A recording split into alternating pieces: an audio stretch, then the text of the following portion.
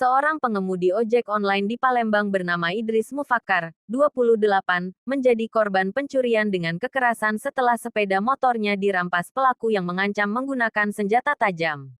Peristiwa tersebut terjadi pada Senin tanggal 26 Januari tahun 2026 siang di Jalan Malaka 2, Kelurahan Bukit Sangkal, Kecamatan Kalidoni, saat korban yang sedang melintas dihentikan secara paksa dan diminta mengantar pelaku meski dalam kondisi tidak menerima pesanan. Di tengah perjalanan, pelaku mengeluarkan pisau dan mengancam korban, sehingga Idris memilih menyelamatkan diri dan meninggalkan sepeda motor Yamaha bernopol BG 6753 AVI yang kemudian dibawa kabur.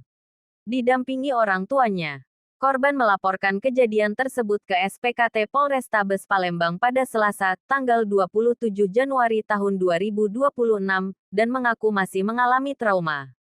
Kepala SPKT Polrestabes Palembang Ibtu Sugriwa melalui petugas Pamapta Ibda Tamia Rahmadani membenarkan laporan tersebut dan menyatakan kasusnya akan ditindaklanjuti Unit Pidana Umum Satreskrim Polrestabes Palembang untuk penyelidikan dan penangkapan pelaku.